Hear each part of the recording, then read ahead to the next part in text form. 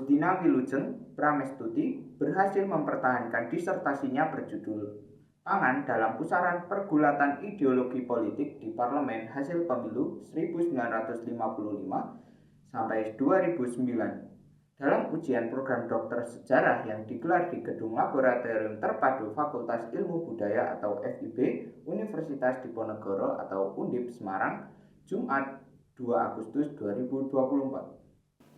Bertindak selaku penguji dalam ujian itu, Prof. Dr. Alamsyah M. Hum, Prof. Dr. Agus Mulyana M. Hum, dan Prof. Dr. Dewi Yuliati M.A., sedangkan selaku promotor sekaligus penguji Prof. Dr. Yeti Rojwulaningsih MSI, kemudian ada juga Dr. Haryono Rinardi M. Hum, sekaligus promotor sekaligus penguji dan CEO promotor sekaligus penguji yaitu Prof. Dr. Singgih Tri Sulistiono M. Hum. Promotor sekaligus penguji dalam ujian itu, Prof. Dr. Yeti memuji disertasi yang disampaikan Agustina Wilujeng. Ia menyebut disertasi Agustina sebagai suatu hal yang menarik. Yeti menganggap Agustina telah menjalankan tugas dan fungsinya sebagai seorang anggota parlemen untuk mengawal isu pangan. Menarik, karena yang diangkat itu kan isu tentang pangan. Pangan dan bagaimana di sini parlemen itu menunjukkan peran dalam arti tugas pokok dan fungsinya untuk mengawal isu tentang pangan.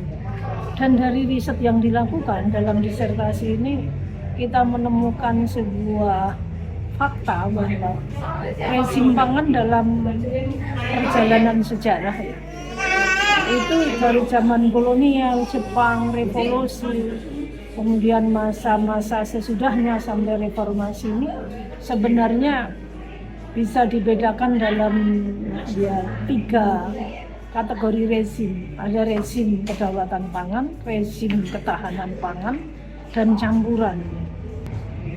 Nah, pada masa Bung Karno memang ketika Bung Karno berkuasa mengusung rezim kedaulatan pangan. Maka implikasinya kan bagaimana membangun kemandirian pangan.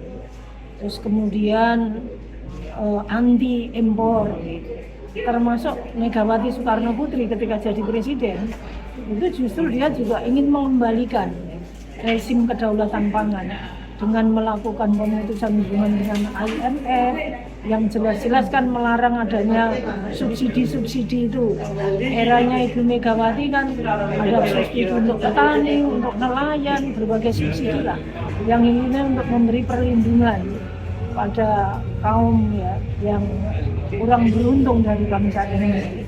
Ini sebuah riset yang sangat luar biasa. Jadi kita melihat memang kedua rezim tadi, kedaulatan pangan dan ketahanan pangan secara teoritik bisa berbeda.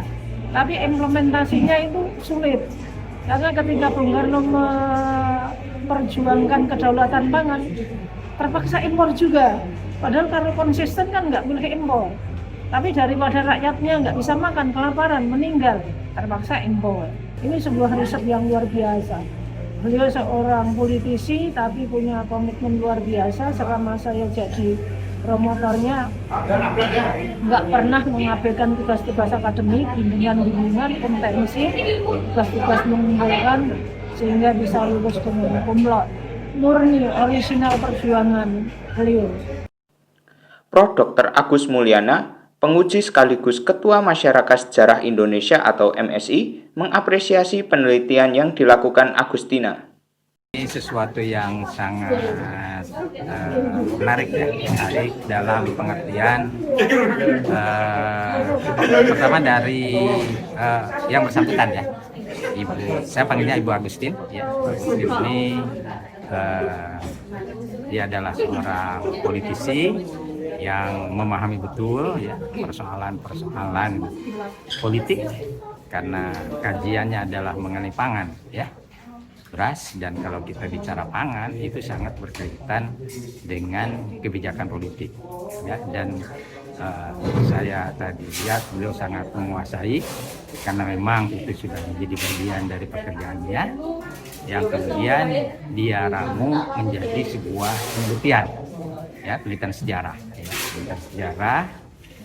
nah sehingga ada temuan-temuan gitu kan, ada temuan-temuan kan, kenapa kebijakan pangan itu sejak dulu katakanlah ketika kita awal kemerdekaan ya sampai sekarang ya masih itu gitu-gitu aja gitu kan. Nah ini kan dari hasil risetnya akan menjadi sebuah masukan ya bagi beliau sebagai seorang politisi yang mudah-mudahan menjadi bahan masukan bagi pengambil kebijakan.